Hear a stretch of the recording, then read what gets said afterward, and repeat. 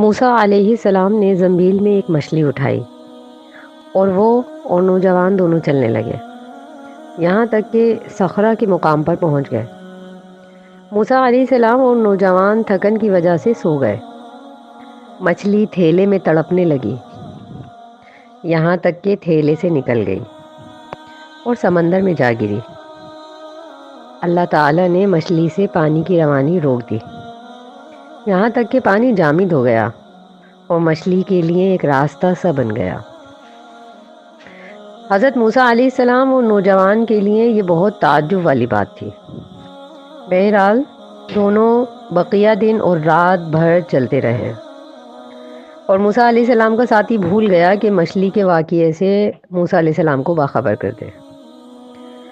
جب صبح ہوئی تو موسیٰ علیہ السلام نے فرمایا، ہمارا ناشتہ لاؤ، ہمیں اس سفر میں بہت زیادہ تھکاوٹ ہو گئی ہے۔ آپ صلی اللہ علیہ وسلم نے فرمایا کہ موسیٰ علیہ السلام کو جس مقام کا حکم ہوا تھا اس کو پار کرنے سے پہلے انہیں تھکاوٹ نہیں ہوئی تھی۔ انہوں نے کہا کہ آپ کو معلوم نہیں، جب ہم نے چٹان کے کنارے آرام کیا تھا تو میں مچھلی کے بارے میں بتانا بھول گیا تھا اور مجھے شیطان نے ہی بھلا دیا تھا کہ میں اس کا ذکر آپ سے کروں۔ مچھلی نے بڑے عجیب انداز میں سمندر میں اپنا راستہ بنا لیا تھا۔ موسیٰ علیہ السلام نے فرمایا، وہی تو مقام ہے جو ہم چاہتے تھے۔ چنانچہ الٹے قدموں واپس ہوئے۔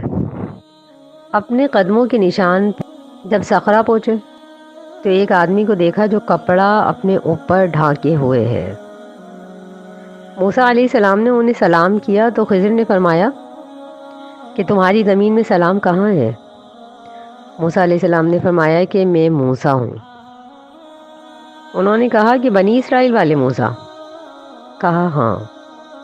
خضر علیہ السلام نے فرمایا کہ تم وہ علم رکھتے ہو اللہ کی طرف سے جو تمہیں اللہ نے سکھایا ہے، میں اسے نہیں جانتا، یعنی تشریعی علم، شریعت کا علم، اور جس علم کو میں جانتا ہوں وہ اللہ نے مجھے سکھایا ہے، تمہیں اس کے بارے میں معلوم نہیں، یعنی تکوینی علم۔ موسیٰ علیہ السلام نے ان سے فرمایا کہ کیا آپ کی صحبت اختیار کر سکتا ہوں تاکہ آپ وہ علم مجھے سکھائیں جو آپ کو ہدایت کیا گیا ہے؟ حضرت خضر علیہ السلام نے فرمایا، آپ میرے ساتھ ٹھہر نہ سکیں گے۔ اور آپ کیوں کر ٹھہر سکیں گے؟